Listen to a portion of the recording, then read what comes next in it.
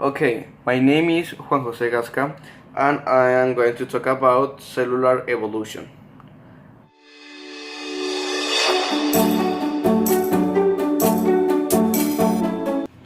Okay, what is cellular evolution? Cellular evolution talks about the origin and the process that the cell takes to be nowadays, like it is. But what were the earliest cells like? Well, the scientists doesn't know it because the first life known don't leave fossils, and the cells we can determine it with the fossils. But when was the first fossil or the earliest fossil found? It was 3.5 billion years old ago. Okay. Also, chemical markings in rock as old as 3.8 billion years suggest that life was present at that time even though no fossil remain. That talks that the first life could be in 3.8 billions, but without fossils we can determine the cells. But how was the first cell? The first cell, the scientists hypothesized that the first cell was a prokaryote. Why? Because prokaryote is similar to eukaryotic, but is smaller and they lack a defined nucleus and most other organelles that eukaryotic does have. But many scientists think that modern prokaryotes called archaea are the closest relative of Earth's first cell, that the archaeas are the first cells in Earth. Okay, now I'm going to talk about the photosynthesizing prokaryotes. Scientists think that oxygen was absent from Earth's earliest atmosphere until about 1.8 billion years ago. But any oxygen that appeared earlier than 1 billion years ago likely bonded with free ion of irons as oxygen does today.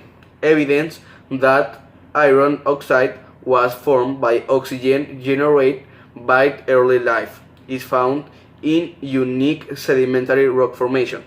But scientists hypothesize that after 1.8 billion years ago, the early Earth free iron was saturated with oxygen, and oxygen instead began accumulating in the atmosphere.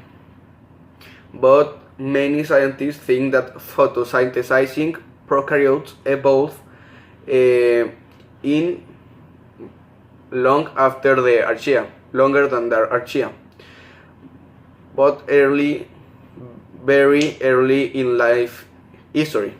Fossil evidence of the primitive prokaryotes called cyanobacteria has been found in rocks as old as 3.5 billion years. Cyanobacteria eventually produce enough oxygen to support the formation of the ozone layer. With the ozone layer, without conditions, the eukaryotic could appear.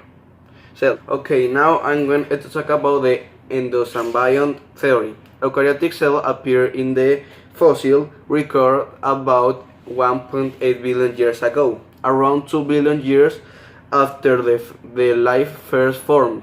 Eukaryotic cells have complex internal membranes, such as the mitochondria and in plant animals, the chloroplast. But both mitochondria and chloroplast are about the size of prokaryotic cells and contain similar prokaryotic features. This led some scientists to speculate that prokaryote cells were involved in the evolution of eukaryotic cells. In 1966, biologist Lynn Margulis proposed the endosymbiont theory. According with this theory, the ancestors of eukaryotic cells lived in association with prokaryotic cells. In some cases, prokaryotic even might have lived inside eukaryote. Prokaryotes could have entered a host cell as indigenous prey, or they could have been internal parasites.